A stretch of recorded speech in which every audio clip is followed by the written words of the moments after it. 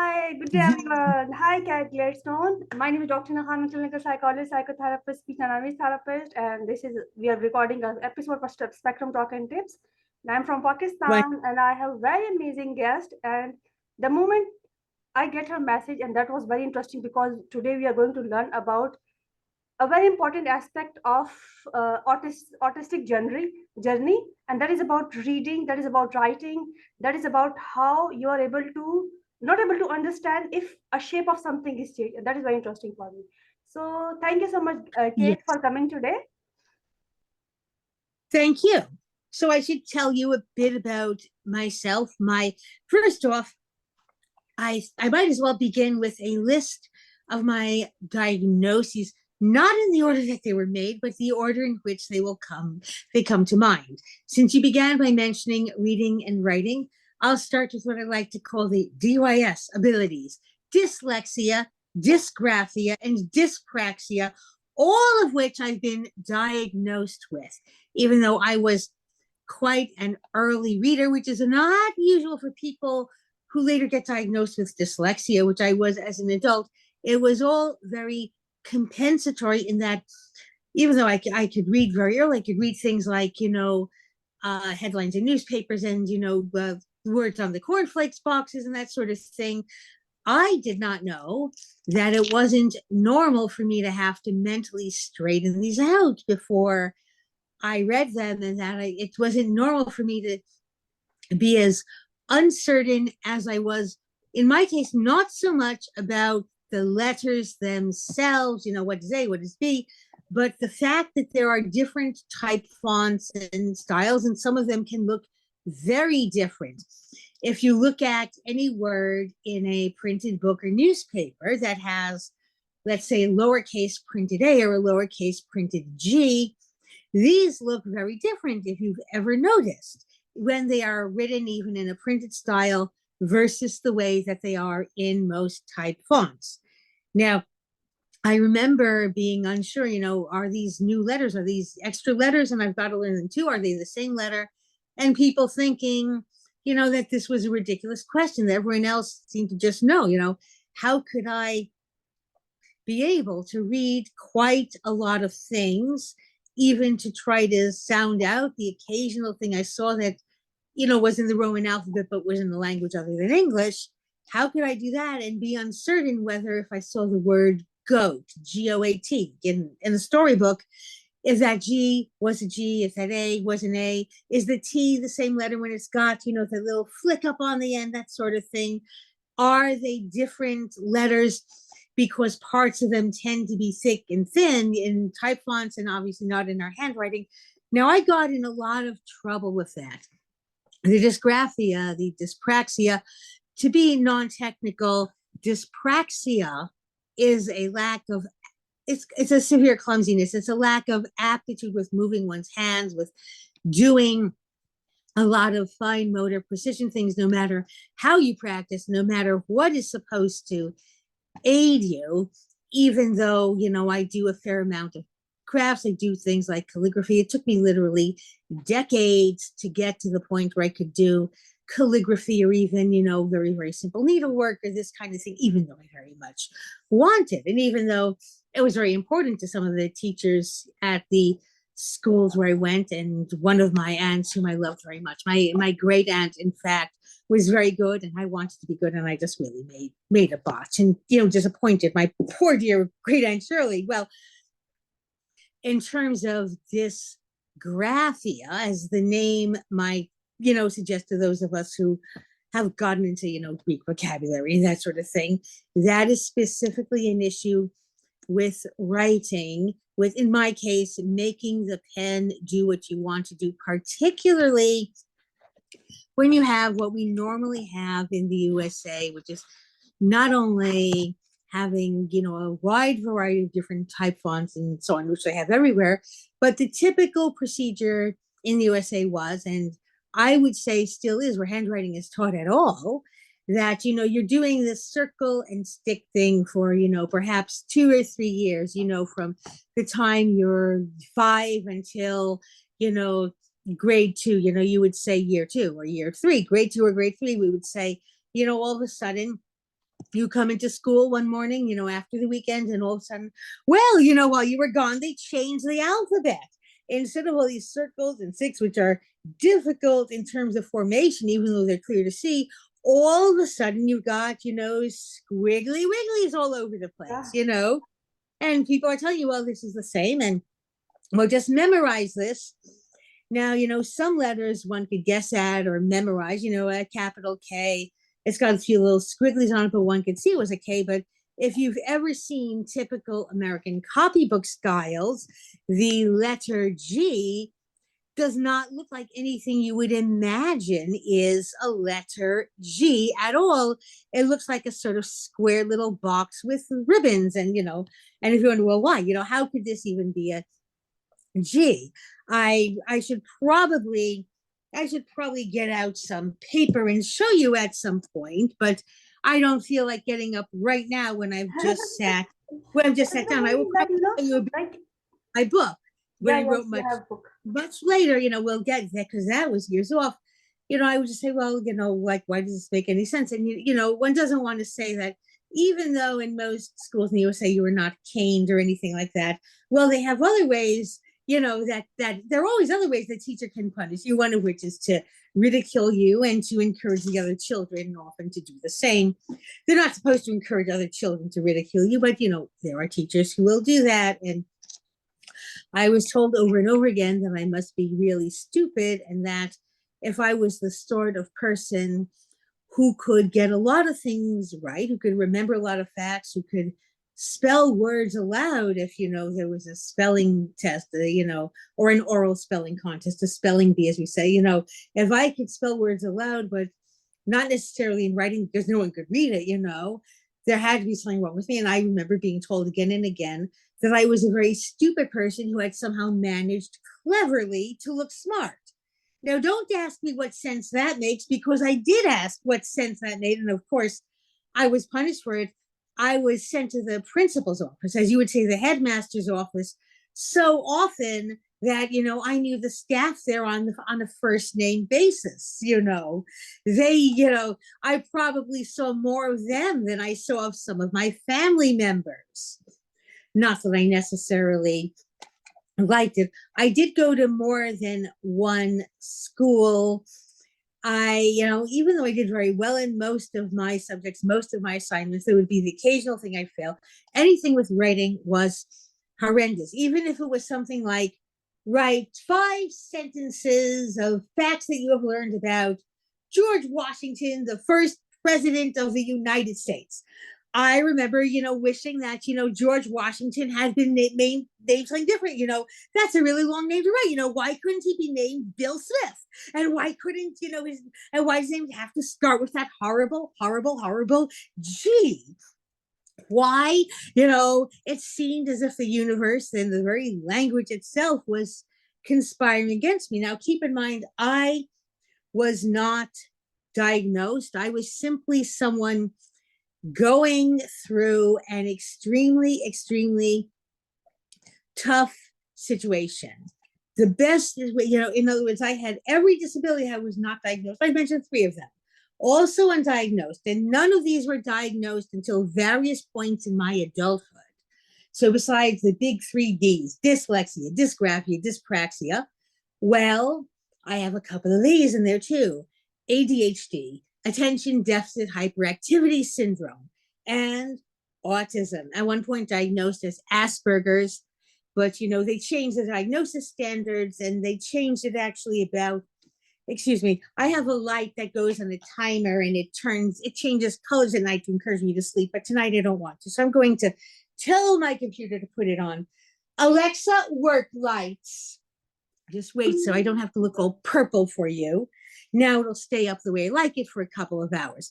I will tell you, by the way, one of my biggest compensatory strategies is get that Amazon Echo, get those devices, because they will do so much that you say, and they'll even, look up things like recipe quantities, math or that sort of thing.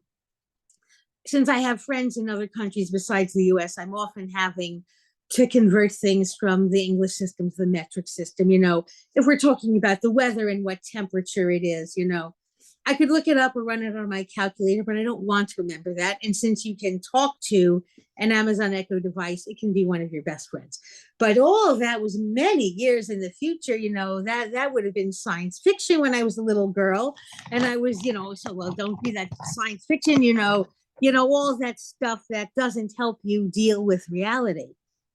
As it happened, I learned some of my best strategies in life from reading science fiction and learning about the adventures of alien beings trying to cope on Earth, or human beings trying to cope with strange aliens who could not be understood. And of course, a lot of science fiction deals with just very difficult situations and just getting by. I don't want to say too much about my family, except to say that my father appears to have had all of my difficulties, perhaps slightly less. I'd say about 90%, but still definitely there. He understood me, but was frustrated. Remember, he had not been diagnosed with anything either. He had been born in 1931. Okay? Nobody, in other words, he was born into a world where, they were just beginning to find out a lot of things that we take for granted today. And, talking about, if anyone had said, well, someday you'll talk to a box and it will turn on and off your lights for you, and it will, make the window shades open and close at specified times, they would have thought that you were a lunatic. They would have sent you to be locked up. If someone had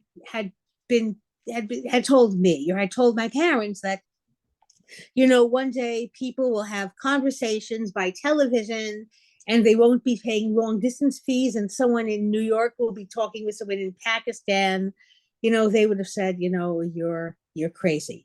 And in the same way, if anyone had said, your daughter, that if someone had said to my father, especially my mother, both of them were teachers of English, but my mother, who did not really have any problems, was very perplexed about my problems. And, why can't someone who seems intelligent and who can, and who can remember a lot of facts that she's learned, and who can do a lot of things, and who can fix things around the house when they're broken.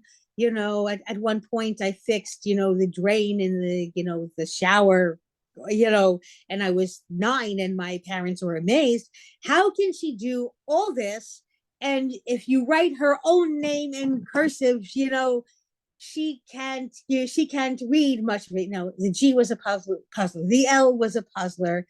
Other things weren't, but eventually you can, but a lot of it was. And of course, when I asked, can you show me how this makes any sense? It doesn't make any sense. Now, I will tell you that even after I began being diagnosed, the dyslexia, dysgraphia, and dyspraxia were diagnosed when I was 17, but there really was no help. Interventions that were available were more of the same that hadn't worked for me. And except that now I was told, well, we now know you've got something wrong with you, and this stuff that we're doing, that we, if we give you, a book to help your handwriting or whatever, it's supposed to work. This is what, more of the same that you had, and it's supposed to work. And well, it bloody well didn't. And let's just say, if there's one thing worse than not knowing what's up with you, it's being told what's up with you, knowing that this is probably true, being given something or other that's supposed to be a sure cure, and it isn't, because, then where are you?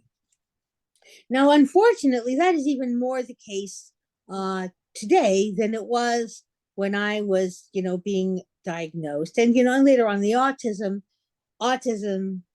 Asperger's syndrome, which later they re-diagnosed as autism because they lost my medical records when my neurologist retired, and I went through the whole testing process again. And by this time, they had changed the definitions of, what was Asperger's and what was autism, So, and for that, there basically is still nothing except sort of, I won't say there's really nothing except grit your teeth and bear it, but there's precious little. But being told that now, even more than today, there are these notions going around, oh, if you just make them write in cursive and join all their letters, they won't have the reversals. They won't forget which way around the B is supposed to be or the D or something, and they won't have problems joining things up and arranging things in order. Well, I can tell you, not only did I have those problems, certainly in cursive, once it was emphasized and joining things together, if you're in an American classroom, at least in a school that still thinks about handwriting, which is not all schools, not all states, but a great many of them still, and back then it was universal. Well, let's say that growing up where I was, I thought, they're literally, making cursive handwriting into one of the 10 commandments. In other words, as you might see it, I suspect that there are many people in Pakistan who, when they deal with a copybook, I don't know about, Urdu, but, for English, I suspect that they deal with it and they think, they're making this stand with the 5 pillars of Islam as if there was a 6th pillar. And I just was like,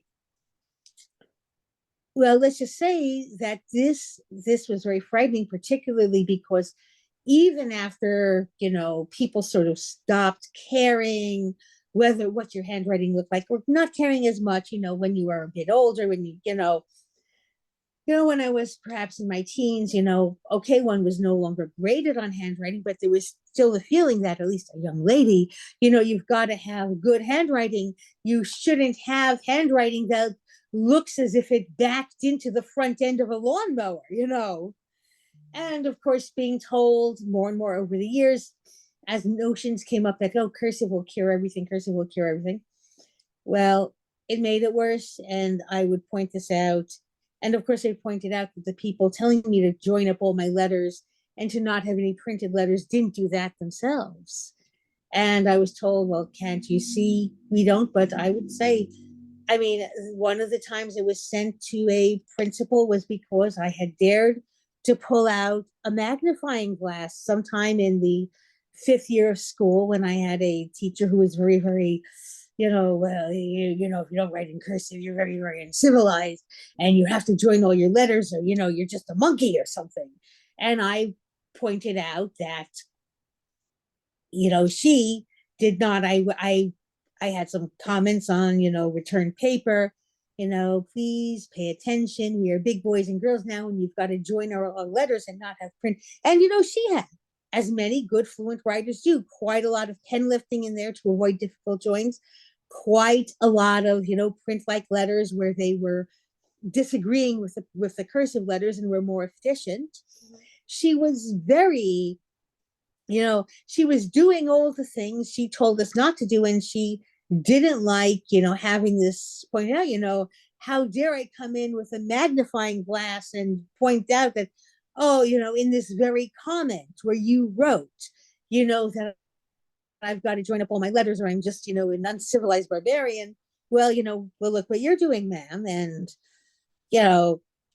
it was far easier for her to, just ridicule me and encourage others to do the same than to make my case. By the way, what I did to her was something that I do now routinely when I talk with adults, teachers or whatever. I'm doing a workshop and they give me a hard time about what I teach and why, and that I'm very into methods that allow a lot of printing, a lot of pen lifts, italic handwriting, as I'll get to in a moment, has been my mainstay. When I get into that, I get to do this, every time I talk to a rather skeptical teacher, or, in a way, I'm living out my greatest revenge fantasy, like it or not, in a way.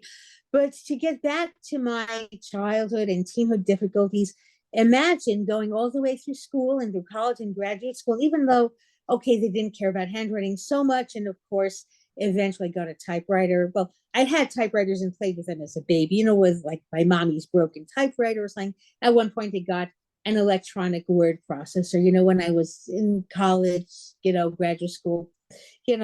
This, keep in mind, I'm nearly 60, so this was a long time ago. This was practically the Stone Age by modern standards. But eventually,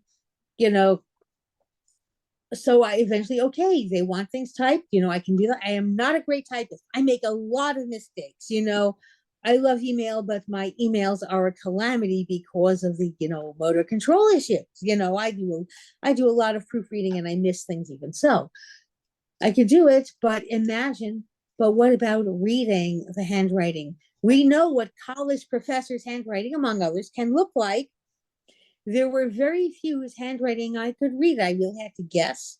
I had to really read everything but what was on the board to make sense of the class. I had to ask a lot of questions. That might have helped me in the long run, but there are times, if something new is written on the board and you can't figure it out, even in the best of handwritings, never mind the very poor handwriting that many people develop after a certain amount of scribbling. And of course, I was going through a whole thing, graduate school. At one point, I love reading. I love books. And and they say dyslexics are not going to learn to read. Well, it's not true because I'm here. And so many dyslexics have written books, not only now, but throughout history. We may not find it as easy, but we do get there. And I will tell you, if nothing else, my father and mother, both being English teachers, understood very well, reading. They were very helpful. And I was actually reading quite a lot before I got to school. So, which was one reason it took that long to be diagnosed. When I was diagnosed, it turned out I was dyslexic, all right, but I had been compensating, and you're not supposed to know how to do that. But I did know how to do that. Yay, me. But anyway, at one point I hit bottom, and the thing happened to me when I was 24. I was in my 24th year, and this changed my life. And this was actually right as I was heading into library, I was heading into, library science school. I did eventually get my master's in library science, but it was after a very shaky and dodgy college career. My major had been linguistics, and I was a sort of student who gets perhaps a B minus average because a lot of my grades are A and a lot of my grades are F, which is failure, or D, which is basically as close to failure as you can come without being a failure. There was really nothing in between. Anyway, I had a lot of studying to do. I stayed at home when other people were out having fun. And one of the things that happened when I stayed home, I had to take phone messages every so often, because although we had an answering machine, those were the old ones with the little piece of tape in there, the little cassette tape, and it would very often break. Mm-hmm. And when it broke, I had to write things down. It would, at one point I was at home studying for an examination or something, and there was a party coming up. I forget the details, but mom or dad was organizing some kind of event. It was probably mom, because there was always seemed to be a wedding or, something coming up. And people were calling in like, oh, and Uncle Abe called, he can't come. And Shirley called, she's coming. This one called, he can't come, she is coming, but, she'll be a little late because whatever. Now, normally we would let it go onto the machine, but the machine was broken that day. And my normal routine, which I had not been aware that I was doing, was it had come to be that I would leave my electronic typewriter, my word processor on all day, type things up as they came in, just, Aunt Shirley called or whatever, and call her back. And then I would take the paper, laboriously write it out by hand in what looked like the handwriting of a 5-year-old who was not feeling too well, and destroy the typescript so no one would think, know that I type things so I could laboriously, transcribe them. And these certainly were not verbatim transcriptions, because I had gone through school a lot, abbreviating and writing the least that I had to.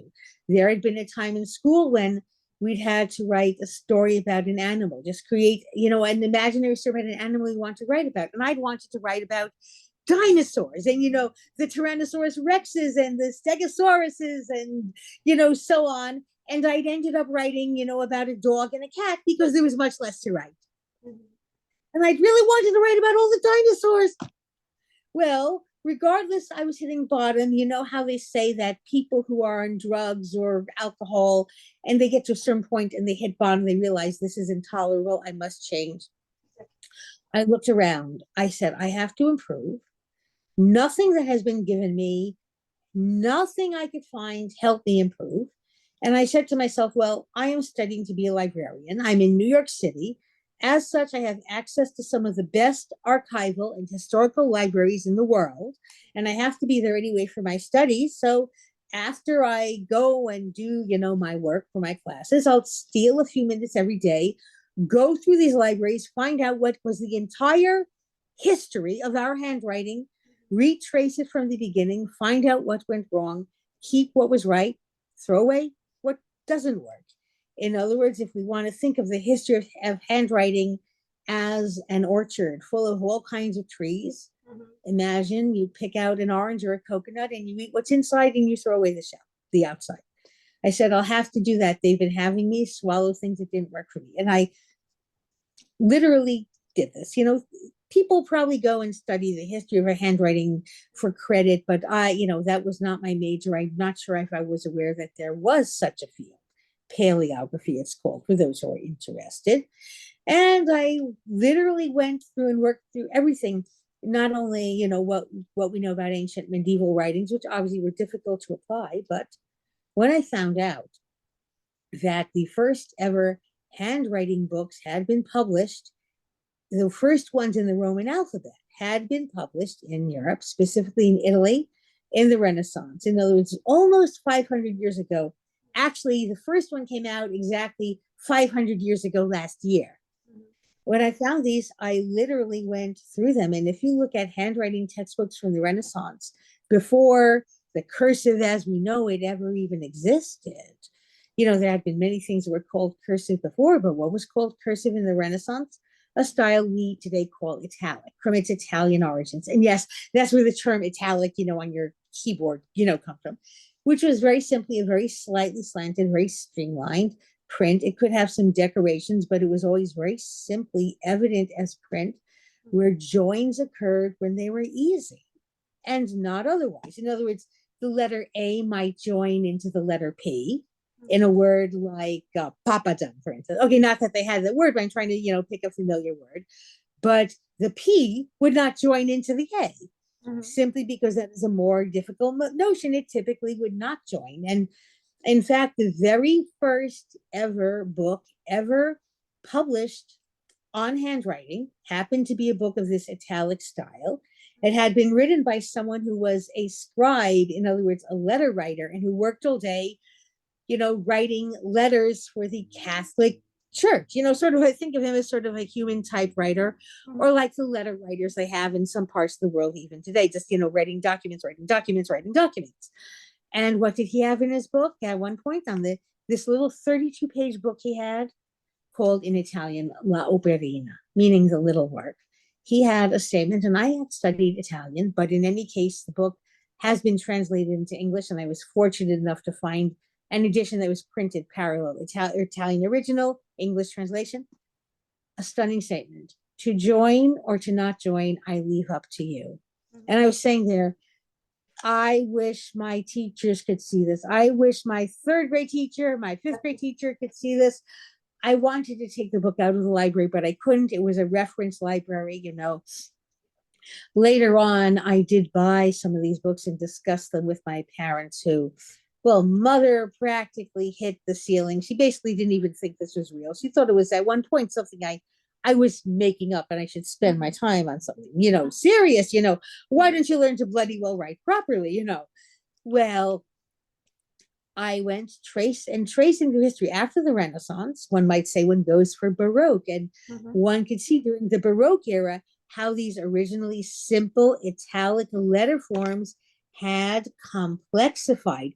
In fact, I will show you a page from my book, which I wrote many years later. I wrote a few years ago a book called Read Cursive Fast, which literally is a book to teach people how to read cursive. And if you see this sample I'm holding up, it was possibly coming through mirrored. It looks mirrored to me, but I hope it looks straight to you. You can see a very simple G on the left side. All a G.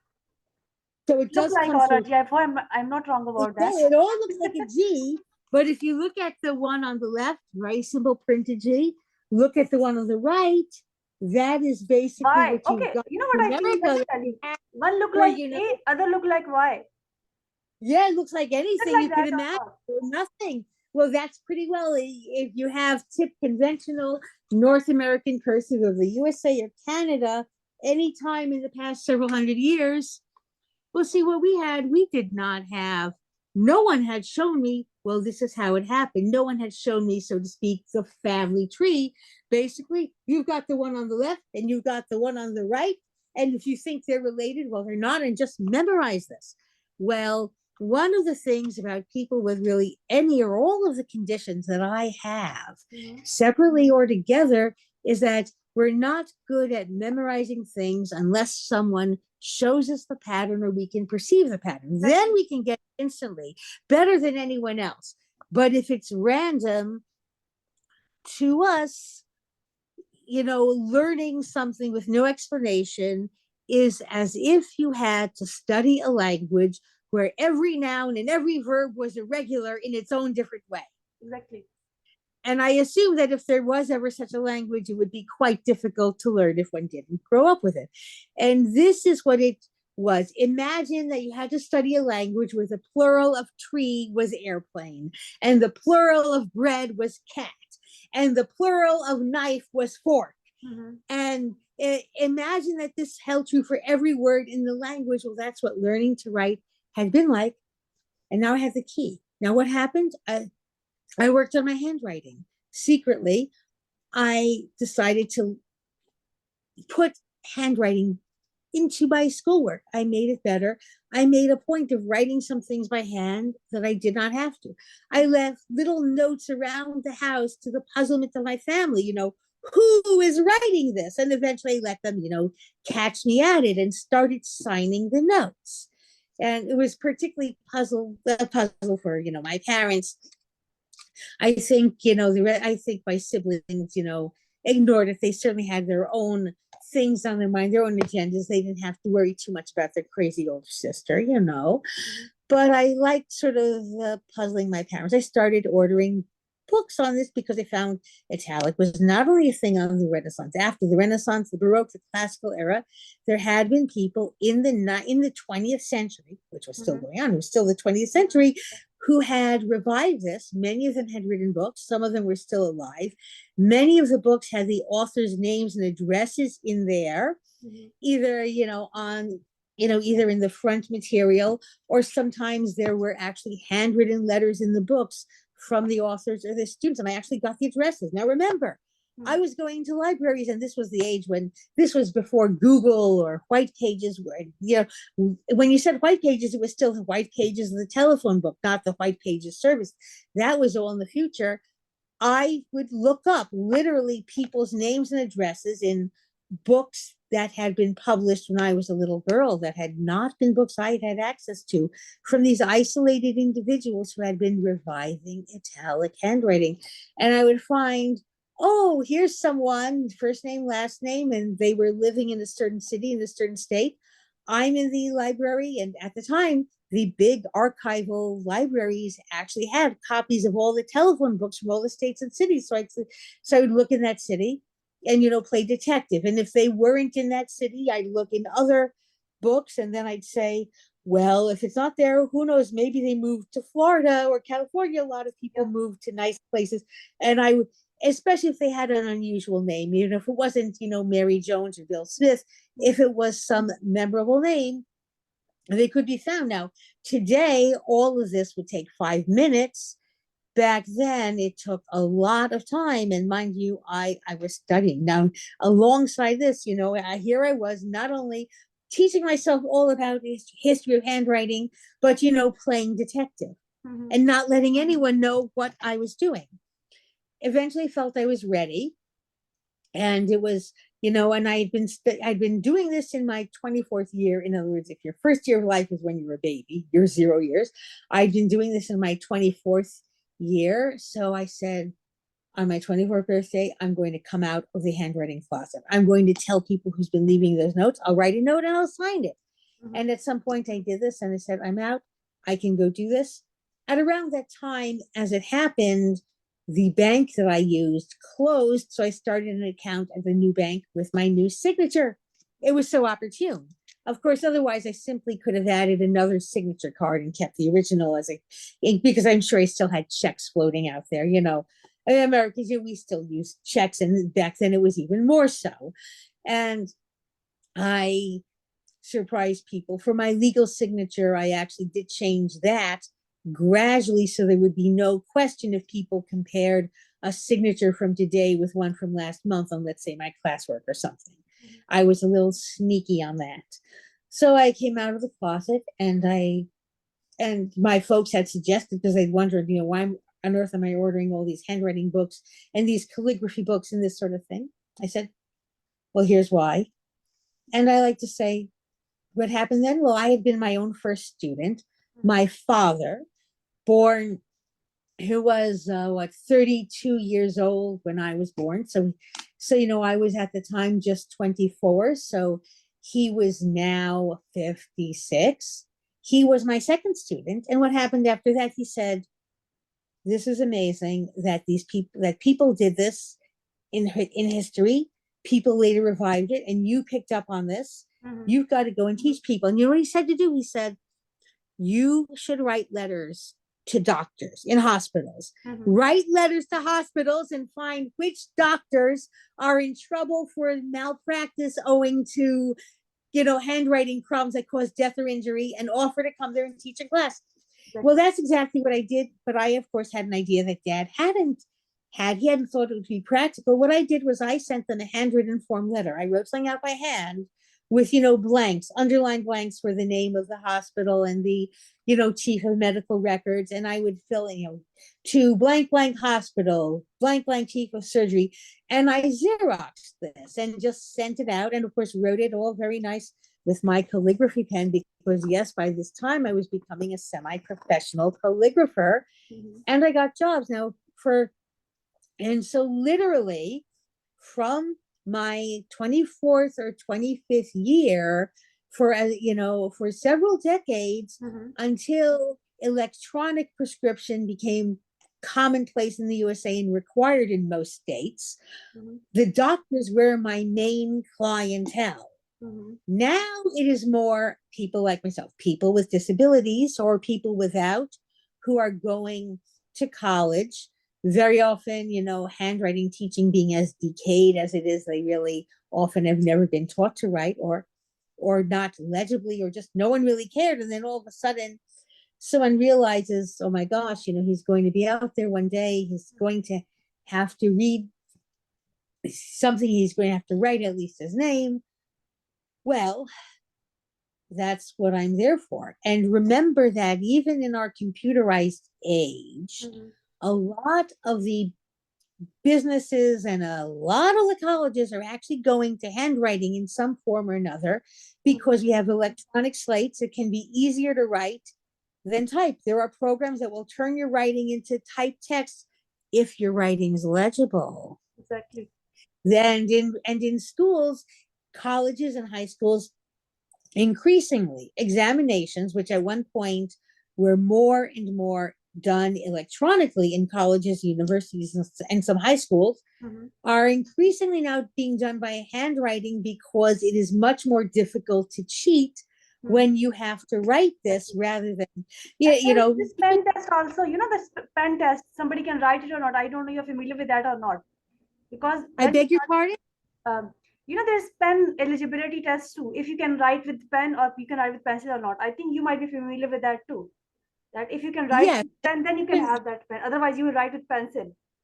Yeah, well, definitely. Although I will tell you, for most people, pen is easier to control, but pencils have their use. I will tell you, in fact, when I use a pencil, I tend to use a mechanical pencil, what you would call a propelling pencil, but I only use certain brands. I buy the brands like Zebra or Morning Glory that have flat leads, because those are actually calligraphy pencils. You can have the thicks and thins.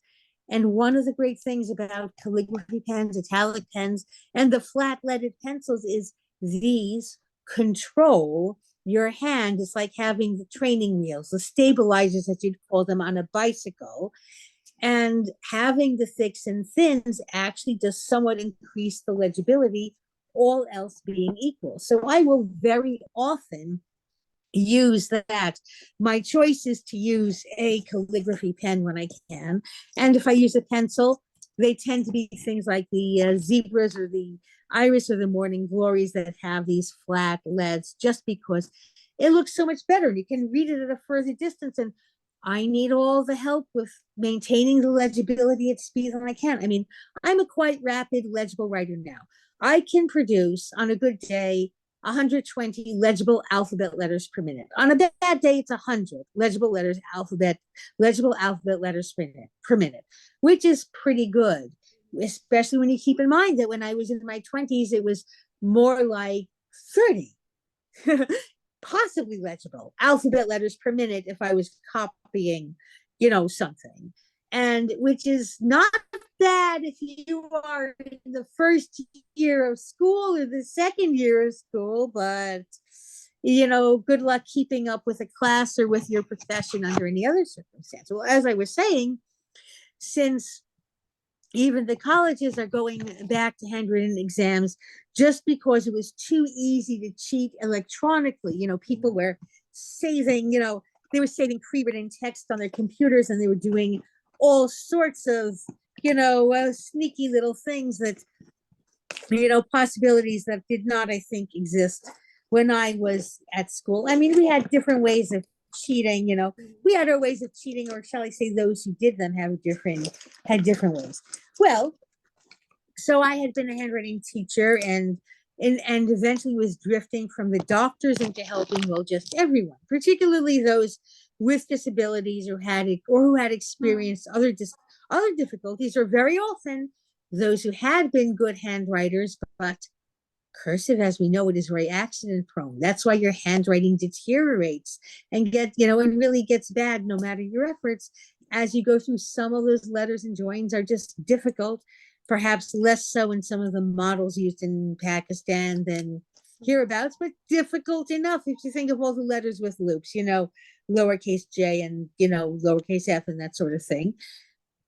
And one of the things that's been happening is, even with people being taught cursive, quite a few people who are taught to write in cursive and required to write in cursive, which is a requirement that more and more schools are reinstituting and more states are reinstituting. A lot of them, particularly those born after 1985, where, the computer was a big thing, they learn it. They were required to learn cursive, use it perhaps at age 8, 9.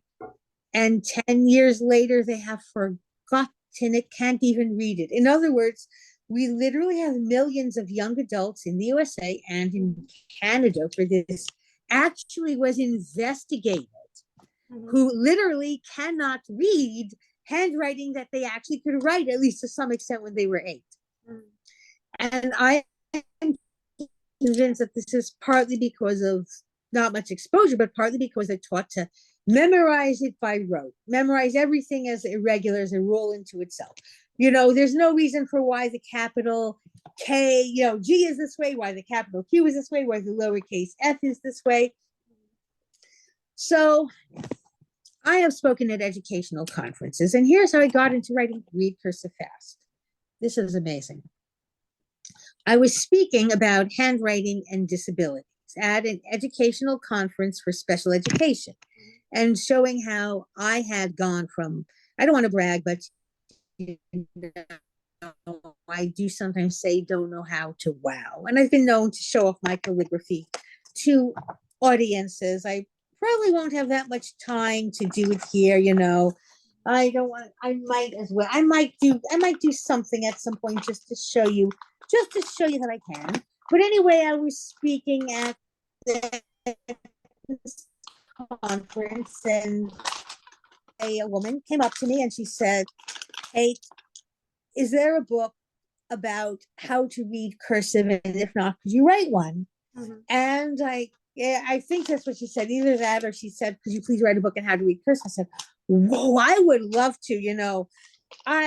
For so many years I thought I was the only one who couldn't. I didn't know if others. I didn't know if there'd be enough interest. I knew there was some,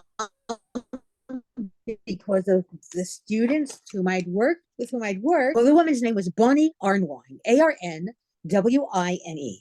She is the owner, founder, and president of National Autism Resources, the publisher of my book. And how did the book come to be published? Well, this was the book I wrote. And as I worked with Bonnie, I found out she was 51 years old at the time. She was born 5 years later than I was. So she was born in 1968. I was born in 1963. Mhm. And she, like me, was dyslexic, did not have, I think, other issues, but had been diagnosed in childhood, had gone through, had gone through everything. Okay, she had gone through, a lot of remediation and stuff, really, none of which had really worked. I'm just taking some notes. I'm actually also going to be writing out her name, as it's an uncommon one. So I'll get to write it out, and then you'll see my writing, you'll see your name. And among other things, her handwriting was really not quite good at all. And she was aware of this. She did get by, but she absolutely could not read cursive. Her self-report to me was exactly what mine was to everyone else when I was growing up until I was 24, and no one had believed me. And yes, I had gathered how to write cursive through seeing how cursive had come to be. But until then, I thought of cursive as basically, when I looked at it, it had looked like basically, scribbles like this. By the way, this is my letterhead that I designed, by the way. So, and this was still her experience. So we decided that the test of whether my book was any good, well, certainly we would test it on other people, but we had to test it on her. Mm-hmm. So as she worked with me on the book, just reading through it and working on the rough draft, by the time she got to the last page of what turned out to be a 138 page, quite slim book. You can see how small this is and how thin. It's about, the size of, a little cookbook you might buy at a newsstand. And it's about as thick as, Newsweek or Time. Well, by the time we had finished the end of the book, she was reading cursive. Boom. 51 years, 51 years old, and she couldn't read it. And then from reading a book, she was reading cursive, which is, which freaked her out, I think. And it freaks out a lot of people because it's amazing. One of the somebody who cannot read and write. Yeah, well, remember the book explained not only how to, the book showed how it came to be. It wasn't just memorize this letter, memorize this letter, memorize this letter. Okay, by the way, for those who want to see what this was my publisher's name, and her company is National Autism Resources.com. Mm-hmm. Go there and buy that book. Okay. By the way, I would like nothing better than to sell the rights in other countries, and she has indicated that she will be, that she will be open to that. We're thinking later this year, we have interest from people in a couple of other countries. And I'm not going to say anything, but let's just say, I don't want to say what countries, but it would be marvelous if Pakistan was one of them, because Pakistan is neighbor to one of the countries where someone is showing an interest.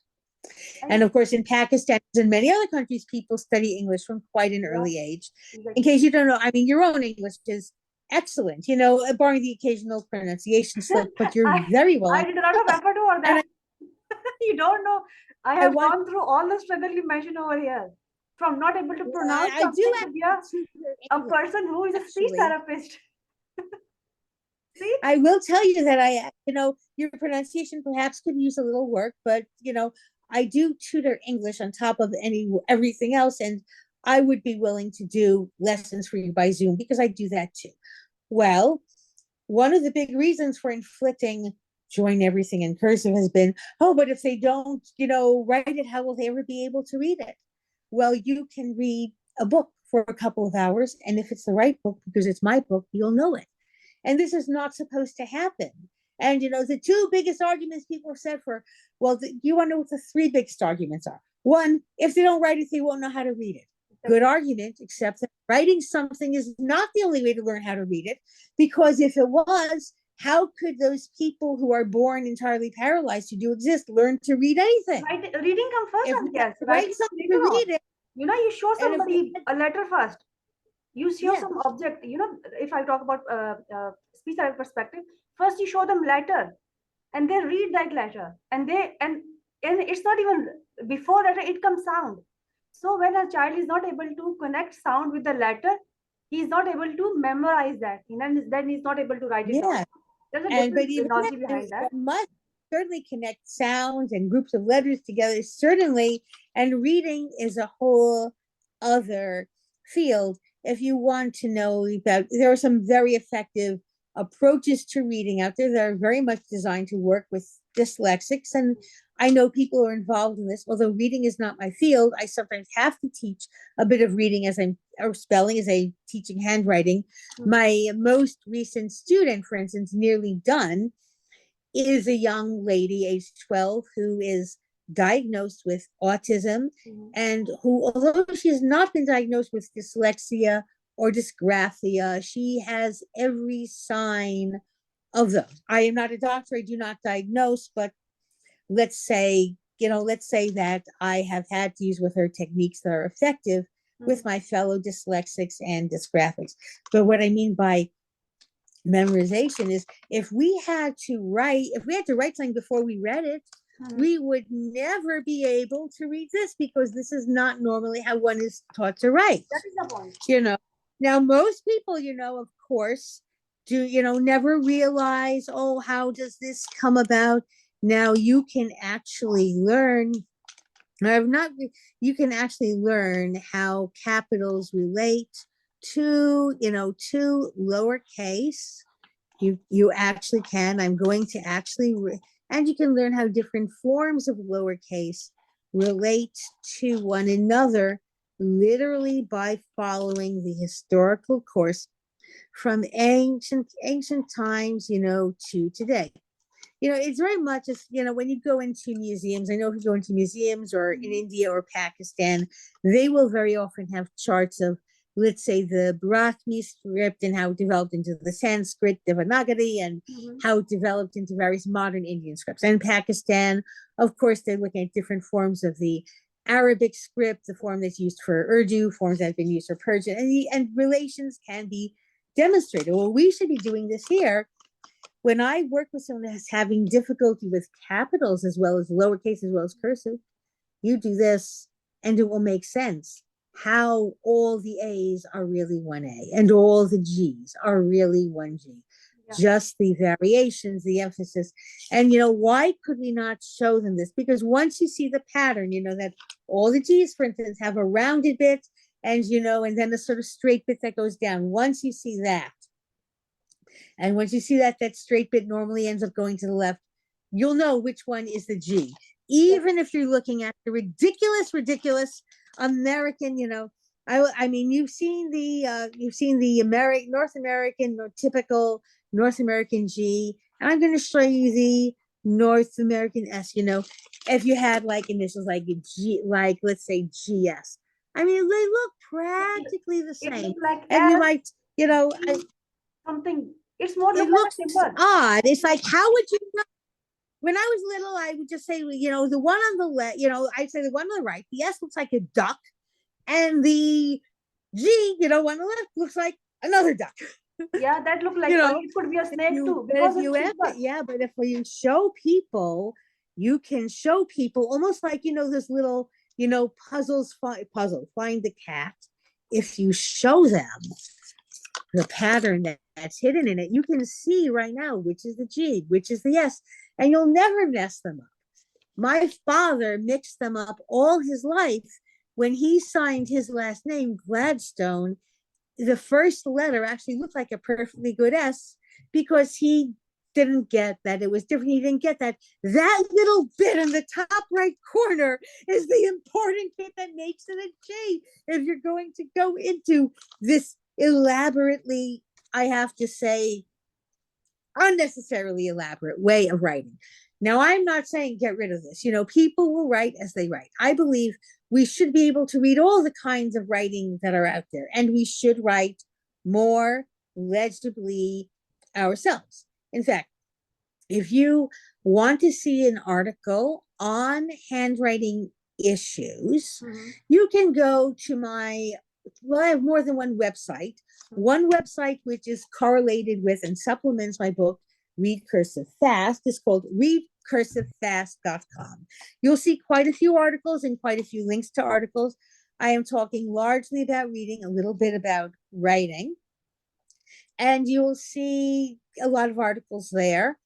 I'm also going to tell you right now names of articles that if you search them with my name, those are articles relevant to discussions of dyslexia and other disabilities that will come up. I would recommend you read. Some of them are just guest blog pieces or other things I've written, for organizations that have endorsed them. This book, in fact, has several endorsements from dyslexia therapists and dyslexia organizations. Yeah, I mean, pretty good for someone who, well, I was at one point, let's just say my parents actually once admitted to me when I was a grown woman that at one point they thought that they should send me off to be institutionalized somewhere. So this is pretty good for someone who is literally, one step from the mental home at one point. But if you go to readcursivefast.com, you'll find lots of articles by me. To find more, I'm going to look up my name plus the following title: Handwriting and the Autism Spectrum. You will learn not only about me and my adventures with handwriting and autism, but you will also learn that one of the best known calligraphers in the USA, the author of the best-selling textbook on calligrapher, is himself, in fact, also autistic. I would also say, look up an article called When Readers Can't Read Cursive, again by Kate Gladstone. You want to put my name next to these articles. And you want to look up an article called When the Different Learner Meets Cursive. You also want to look up an article called Oops, I Forgot How to Read Cursive. Now that one is the one I hand out to people who say, oh, well, if we only mandated cursive, everything would be magical and all you dyslexic people would vanish and you'd be all normal, like the rest of us, and not have problems and not need, even want anything to be made simpler.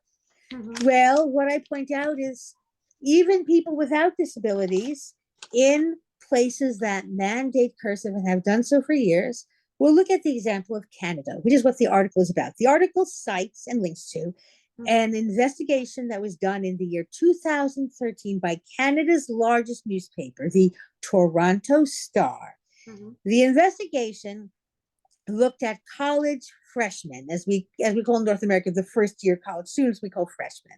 So college first-year students, some of whom came from the province of Alberta, where at that time there really had always been mandated cursive, from a very early stage of education.